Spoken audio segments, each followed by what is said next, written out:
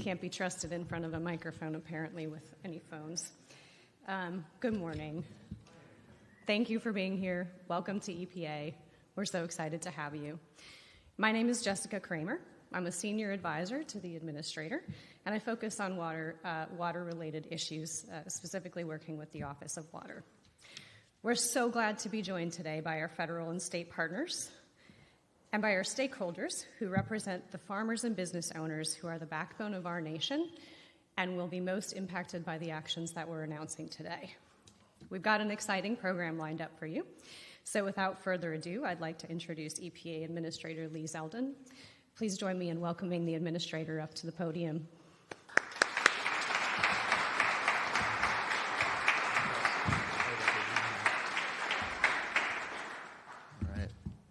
What a great day. I was just talking with some of our distinguished guests from Capitol Hill that one of my goals as EPA administrator, I aspire for that moment where people come to visit D.C. and they go to visit the gift shops outside of the White House, and flying off the shelves are the I Love EPA merchandise, the T-shirts, the banners. They're unable to get their hands on them because they have all been sold out before they got there. It's an exciting day for us here at EPA. I will tell you that through my personal experience going through a confirmation process on the Hill, meeting with senators, many of them here today, they were passionately advocating on behalf of their farmers, their ranchers, and other landowners, talking about issues concerning waters of the U.S. And as I was preparing for my confirmation hearing and reading Supreme Court cases like Sackett, learning about all of the ping-ponging rulemaking between administrations, looking at a map of the United States highlighted in different colors instead of one, as different regulatory regimes and definitions are being used, it was a pledge that these senators asked me to make to them and to their constituents that if confirmed, as soon as I get into office, I would do everything in my power to make sure that we are fixing WOTUS once and for all, that we are pursuing a definition that is simple, that is durable, and it will withstand the test of time. Our goal in going through this process is not to be an activist in going through a procedure. This is to simply follow the rule of law, to follow the Constitution, to listen to the stakeholders, and to make the right decision for the American people. We are not looking for this to be a ping pong anymore. What we're looking for is to simply follow the guidance from Sackett. It gave us a clear path in determining what waters are waters of the United States.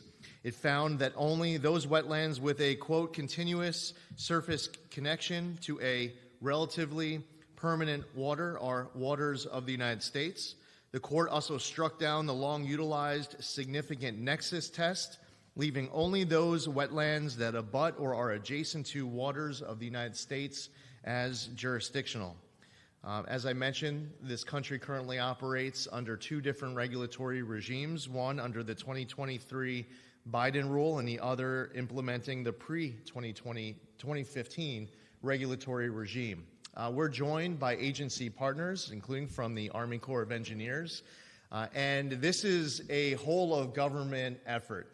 This is a partnership between agencies to be able to tackle this need important to our friends from the Hill and important to so many other Americans all across this great country. Last night, late at night, I was communicating with our Secretary of Defense, Pete Hegseth, and I remember when just a couple weeks ago when the National Governors Association was in the White House, and we're standing on a line, and Secretary Hegseth was right behind me, and we started talking about waters of the U.S., and Russ Vought, the new director of OMB, was right there as well, and Governor Braun, the new governor from Indiana, was just behind Russ Vought. So as soon as I started talking about waters of the U.S. with Secretary Hegseth, I hear Russ come in, enthused, engaged, and then Governor Braun jumping in, echoing, amplifying how important this is to Indiana, and it sent a strong message.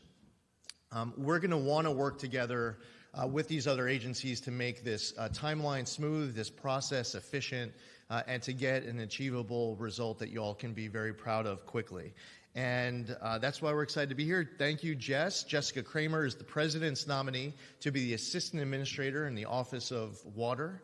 And she will be amazing at this position. We stole her from Florida. I feel like after I went through this experience in New York politics where Florida stole all of the good ones from us in New York, I come to D.C. and steal one of the good ones back to come to Washington. At this time, I'd like to introduce Senator John Boozman from Arkansas. Senator Boozman has been on the Senate EPW committee for a long time, a strong, solid voice for his constituents. And my first impression of seeing him operate on that committee was actually just this past Thanksgiving weekend, when I spent my whole weekend watching videos of Senate EPW confirmation hearings and other videos, and I could tell just how serious he is being a workhorse for his constituents in Arkansas. So to kick us off, as we hear from some senators and members of the House of Representatives who we're all grateful to have here with us today, first I'd like to introduce Senator Boozman.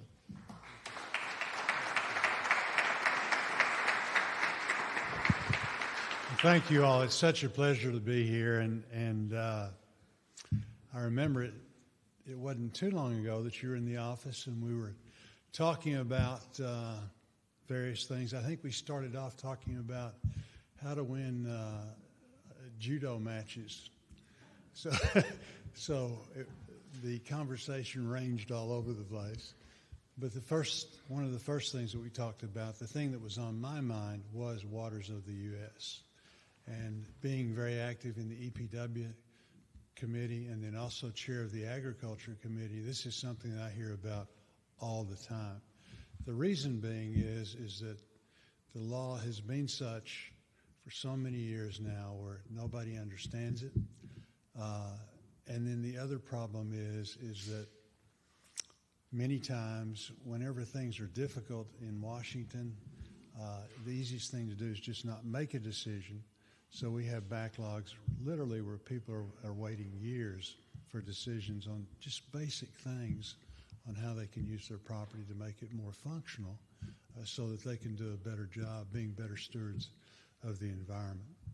So this is a welcome change, and I just want to commend the administrator for keeping his promise. This is something that he assured me was one of the first things that we were going to do, and here it is. He's been in office really just a few weeks, and we're over here talking about it with the assurance that it's going forward. So I know I commit, my colleagues commit to helping him in any way that we can to push this forward so that we can make it such that just make these folks' lives easier.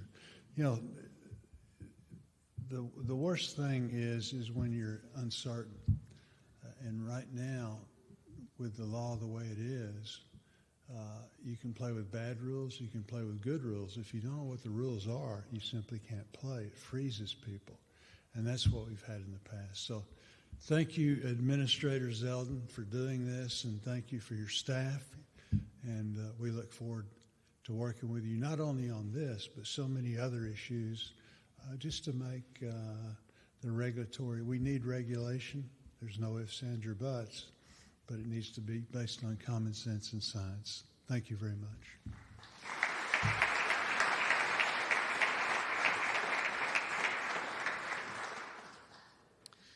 I had the opportunity of serving with Congressman Kevin Cramer when I first got elected in 2014. Now, Senator Cramer, somebody who is a friend and colleague, and very grateful to have him here advocating on behalf of his farmers, his landowners. Senator Cramer.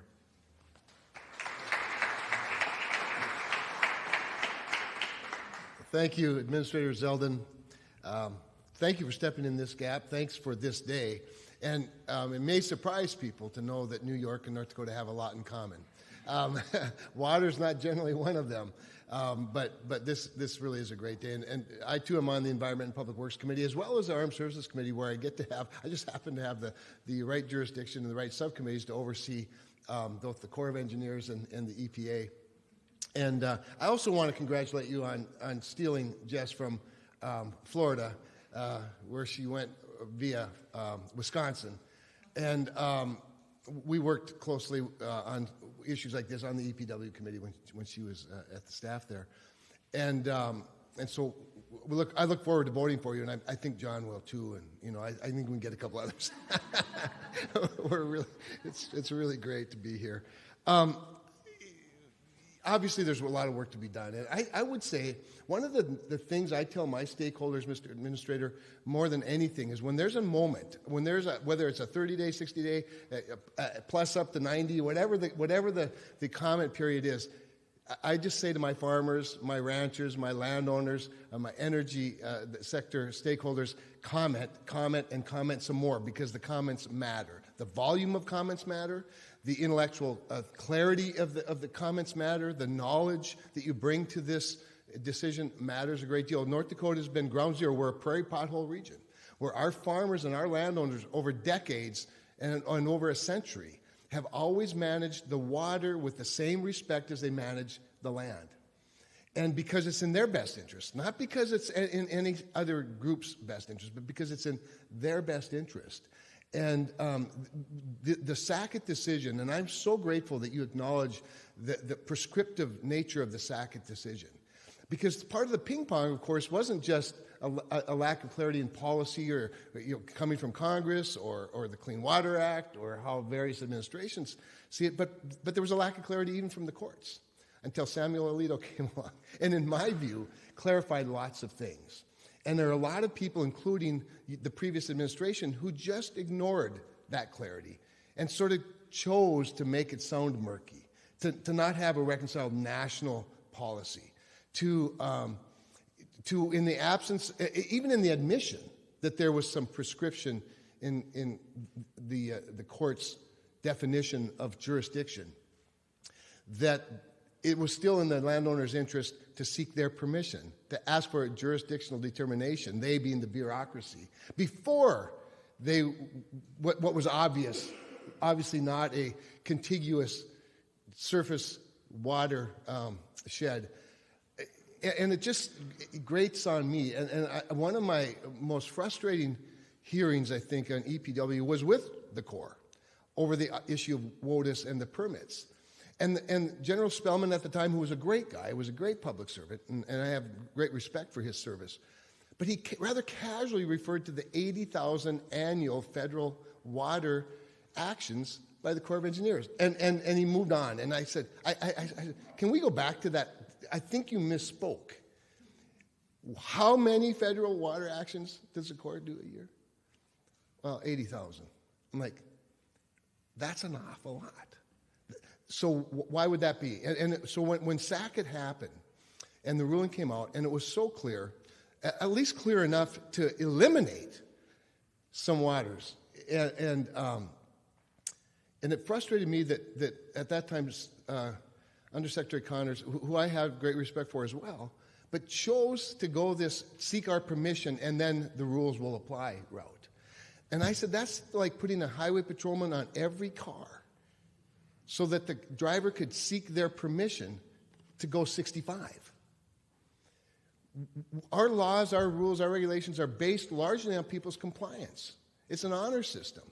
And so this is a great relief. I think you'll be overwhelmed with really good comments from Midwestern farmers and landowners, much like the run on T-shirts at the White House. And I just thank you for doing this. We look forward to participating and finding some, like I said, common ground based on common sense. Thank you.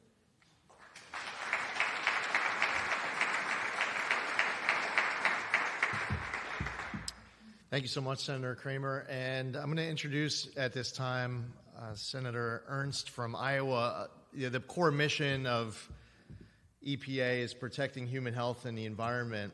And there was a thorough, extensive vetting that took place in senators deciding whether or not to vote for the president's nominees for these different cabinet posts. And the most controversial part of my vetting actually never became public, but now that I'm confirmed, I'm willing to admit this to the entire world. So Sarah Talmadge, who's here, she's our assistant administrator for the Office of Congressional and Intergovernmental Relations.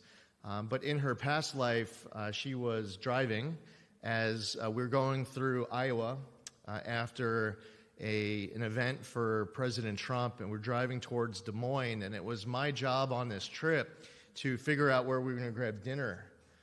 And I used to follow this embarrassing practice, especially embarrassing now that I'm about to admit it in front of the public.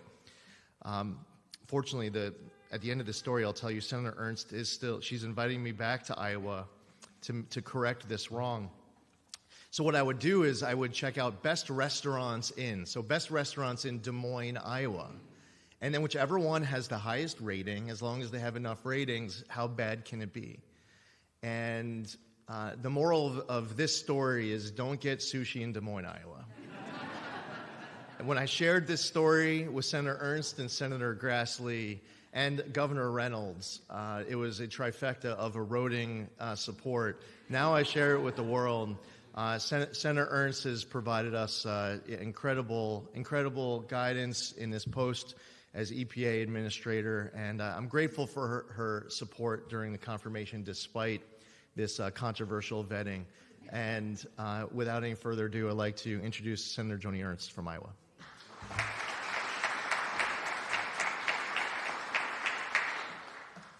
Yeah, Senator Kramer was just talking about common sense. Sushi in Des Moines is not common sense. But I do have some great recommendations. We are known for really good farm home cooking. Yes, folks, you all know this quite well, that Iowans have really had a lot of whiplash going through WOTUS in the last many number of years, as Chair Bozeman had expressed. And what we call this is regulatory whiplash. And we have seen this in the first Obama administration. We saw this then when Trump did the right thing by attempting to get rid of waters of the U.S., but then we saw it again with Biden, and here we are again with Trump 2.0. And we really do have to stop this. I'm the daughter of a small family farmer in Iowa. He is a small business owner, and much like every Iowan out there, we're tired of going through extraordinary changes that affects daily lives and businesses. And I'm so proud to be here, and thanks to President Trump for setting the record straight on this, as well as Administrator Zeldin. You do still owe me a lot after the sushi thing. But ever since my first year in Congress in 2015, I have been fighting against WOTUS.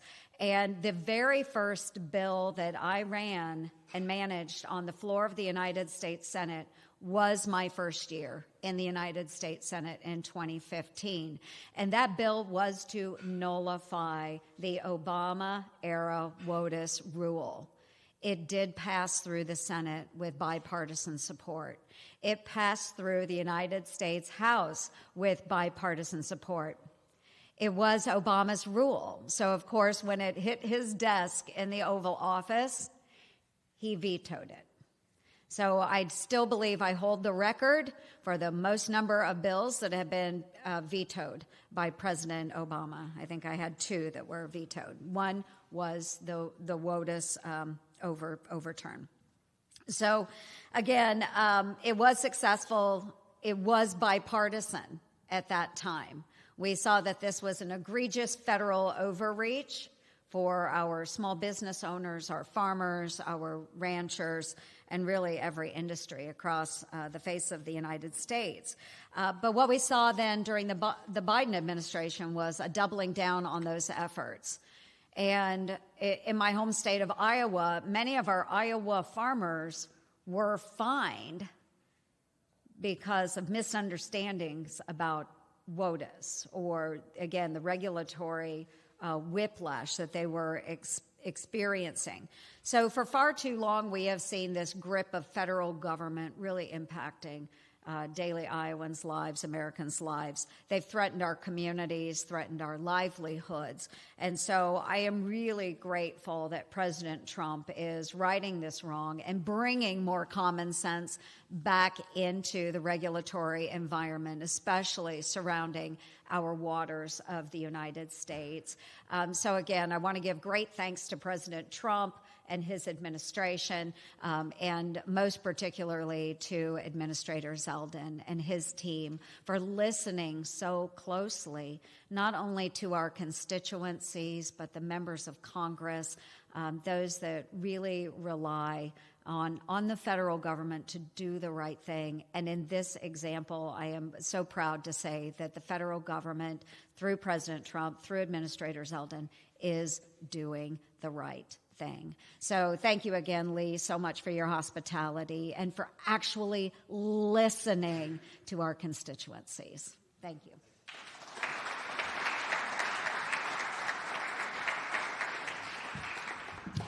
I was talking about that Saturday, the National Governors Association. On Sunday, the next day, I had a conversation with President Trump to talk about WOTUS, to fill him in on all the conversations with Secretary Hegseth, with Director Vaught, and other attendees of the event, like Governor Braun and others who were weighing in on WOTUS. There were a lot of meetings that were taking place with governors from across the country. I remember Governor Dunleavy bringing it up, talking about many Alaska wetlands issues. This is something that impacts this entire country. You've heard from current and former members of the Senate EPW committee. As we go through the confirmation process, we meet with the senators on that committee of jurisdiction, but we also meet with other senators who deeply care about issues that are within the jurisdiction of that agency, even if they don't sit on that committee.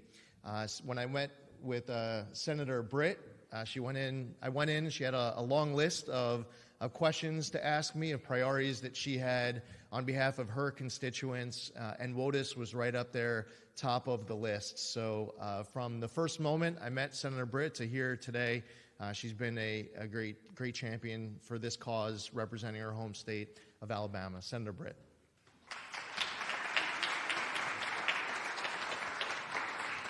Mr. Administrator, thank you for having us here today and for all of your hard work. Look, President Donald Trump is doing exactly what he said he was going to do. Here we are, just a few mere weeks into this administration, and once again, we get to say promises made, promises kept. There is no issue that when I travel the state of Alabama, literally every single county, that doesn't come up more than this one. And so, Mr. Administrator, I can't thank you enough for getting to work day one. And you're right, this was the very top of a long list of things that I wanted to see the EPA change course on.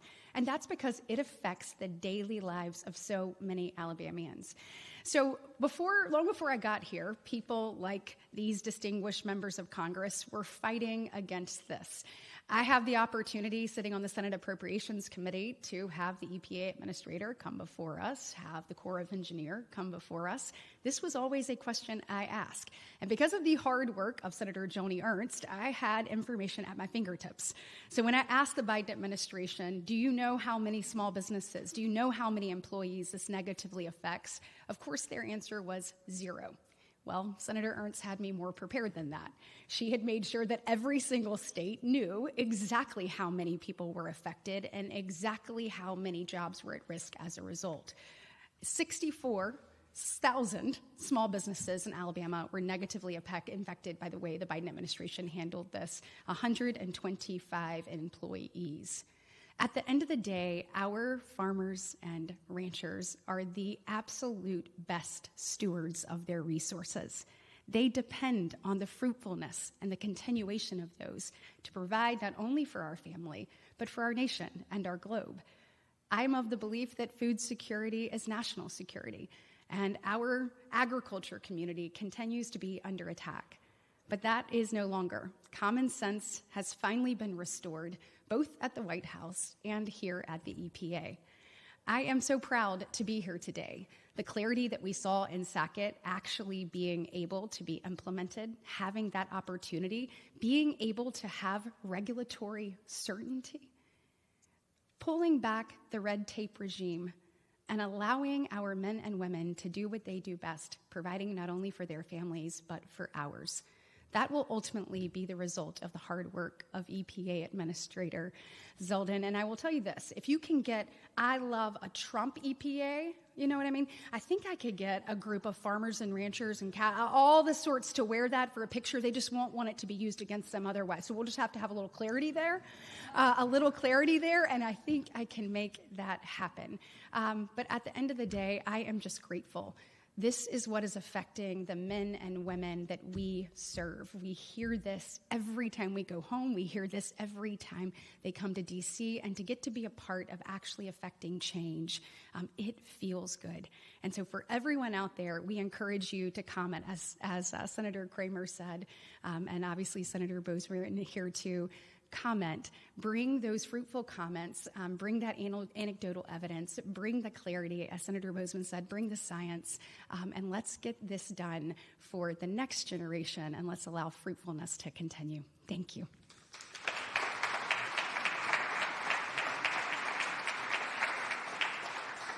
We have two members of the House with us. One is Congressman Doug LaMalfa, who I served with during my 4 terms, my 8 years. Grateful that he's still there fighting for his constituents in California. And as it's obvious to all of you here, and for those who will be tuning in from home, you're hearing from red state representatives, you're hearing from blue state representatives. This is a concern from coast to coast and across the ideological spectrum, doing the right thing and following, as what you just heard referenced multiple times, common sense. Congressman Doug LaMalfa.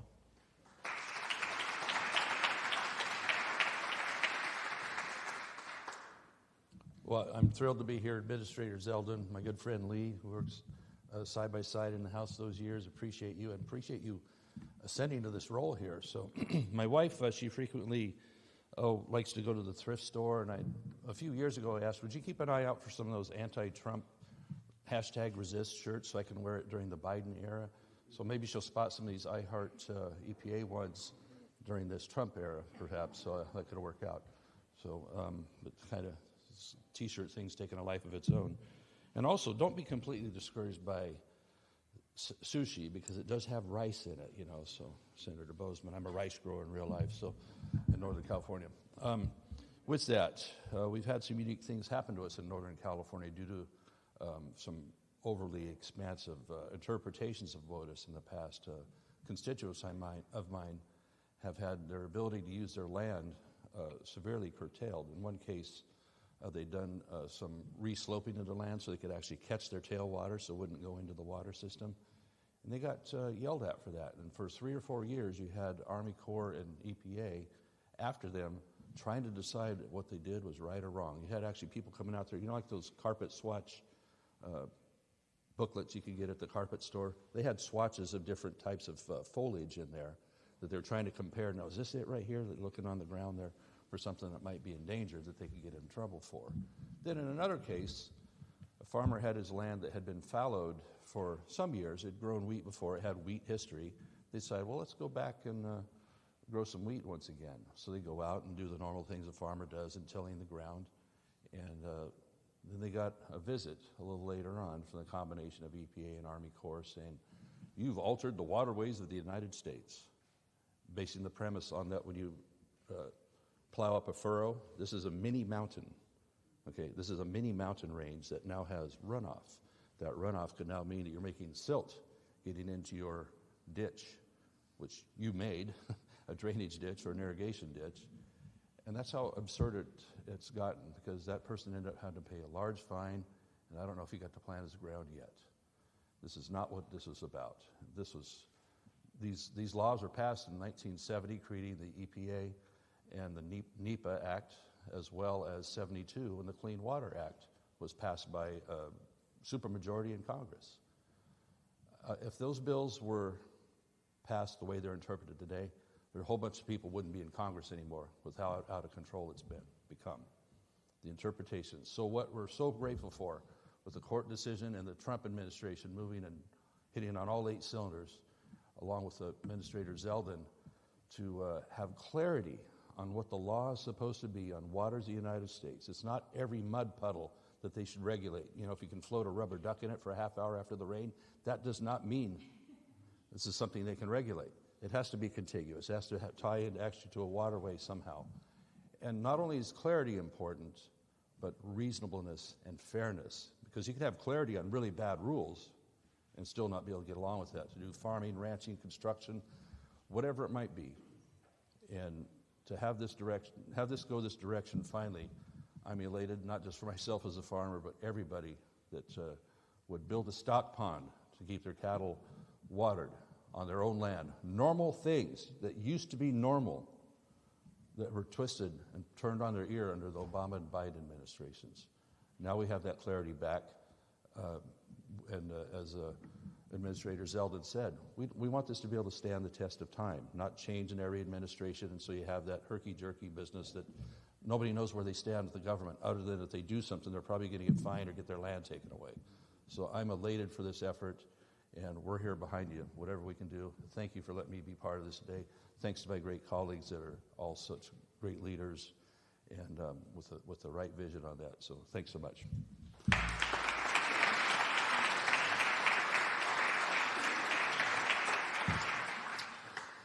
Congressman Derek Van Orden from Wisconsin is here as well. I was representing the 1st Congressional District of New York.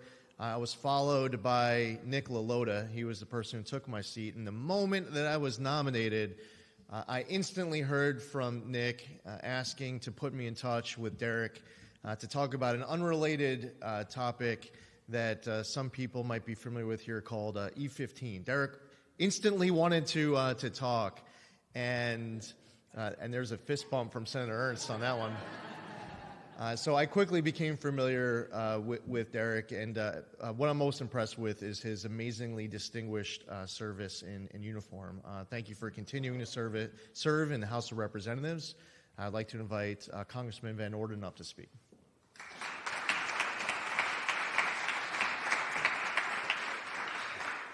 This is the first time Doug and I have ever been outnumbered by senators, and I'm not quite sure what to do here. But hey, listen, I represent Wisconsin's 3rd Congressional District, and it's the largest contiguous section of the Mississippi River of any congressional district in the state or in the entire country. So this is very important, and it's a very agrarian district. In the 3rd, we've developed some things which are terribly interesting that have a greater impact than you'd know. Organic Valley, the real organic valleys from my district, and also some of the most innovative environmental conservation techniques that you can imagine, starting with retention ponds. So our folks started building these retention ponds to catch the nutrient runoff and collect the nutrients in the bottom, recoup those, put them back on the land, and then also re-irrigate with that water. Well, speaking to my folks, if the WOTUS rules had stayed in place, they'd have to get rid of these retention ponds because they would become navigable waterways, making our farmers' lands subject to no notice inspection by the federal government at any time, and as my colleagues have pointed out, devastating fines.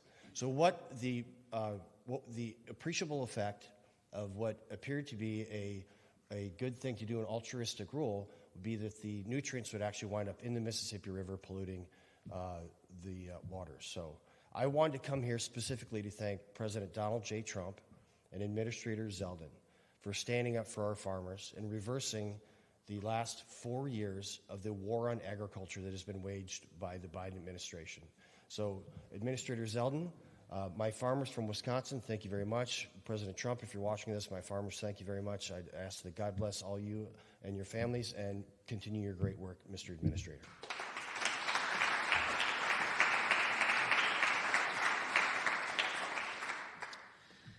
And our final speaker, certainly last but not least, we want to hear from the farming community directly. And we have the president of the American Farm Bureau here with us today.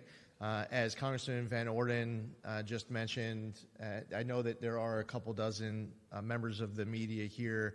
Grateful that you're taking the time to be able to cover this story. There's always so much going on and a lot to report on.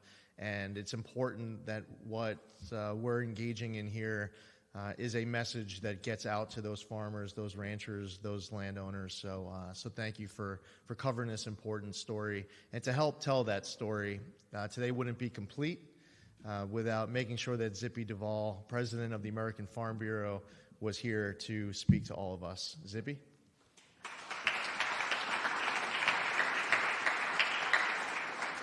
Thank you, Administrator Zeldin, and thank you, President Trump, for allowing the farmers to have a seat at the table like you did in your first term and again this time. So we thank you for that opportunity. I am here representing and honored to represent farmers and ranchers across this country. Our organization consists of about 6 million family members across the country, 2,800 county farm bureaus. We touch every community in this country, and we do it by providing one united voice. And I'm honored to be here in front of the men and women that make the sacrifices to develop policy for us, and I echo everything that you've said up to this point. We really appreciate the administration taking on bringing clarity to WOTUS. I can't tell you, as I traveled this country, the discussions that we've had for decades now about WOTUS. And farm labor, cannot say that. Those are the two things I hear most of all everywhere I go. What are we going to do to fix these problems? This is a first big step in a very difficult farm economy that gives our farmers and ranchers hope that good things are going to happen in the future. You know, as you know, this is one of the worst farm economies we've had in decades, and there's so many things that need to happen to help our rural communities by helping our farmers and ranchers. And I told the Senate leader last week, we need to deliver some positive to farmers to give them that hope. And this is a absolutely wonderful positive thing that can happen. You brought up E15. We could deliver that too, and that'd be a positive thing. A year-round E15 would be positive too. But this is a great first step. WOTUS has been a pain in the side for our farmers and ranchers. Our farmers and ranchers want to do what's right. They just want to know what right is. And through this last administration, with their vague wording of with the implement guidance or lack of implement guidance, so vague wording like relatively permanent. Can anybody define that? Yeah, it's relevant. That's exactly right.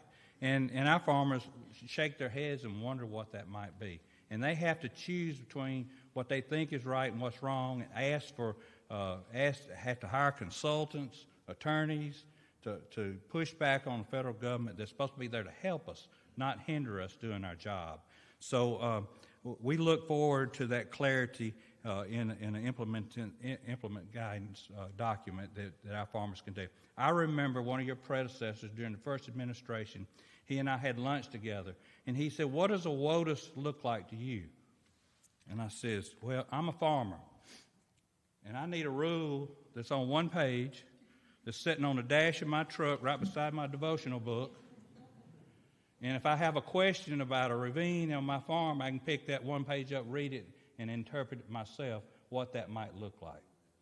That's what the goal should be. It should be that simple, because our farmers and ranchers for generations have worked hard to leave their farms and ranches in better shape than what they found it from their fathers and their grandfathers. None of us would do anything to hurt the environment, the water, the air that we live on, because it is our homes. It's where our families live. We consume the products off of it. You said one of your goals here is to protect human health and the environment. That defines a farmer. What we produce, we want to produce in a healthy way that helps make America healthy again. And we want to do it according to science and common sense.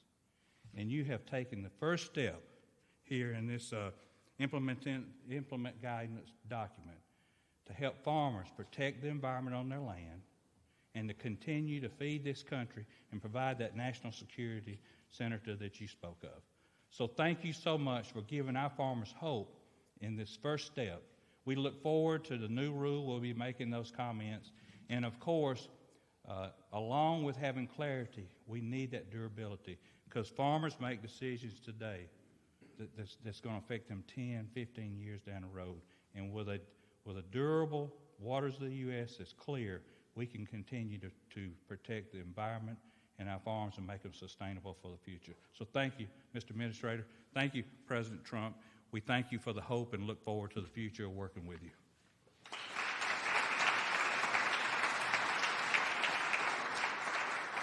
Thank you, Zippy. And in conclusion, the rulemaking that we are initiating needs to be simple, needs to be durable, totally consistent with SACIT, and built to withstand the test of time.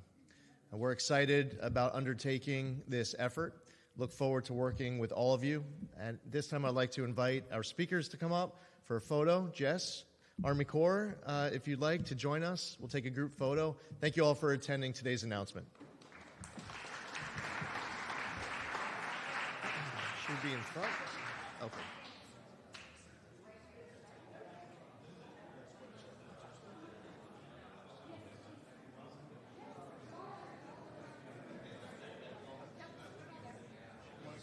Come over. Good morning. We could go behind if you want. That baby. Yeah.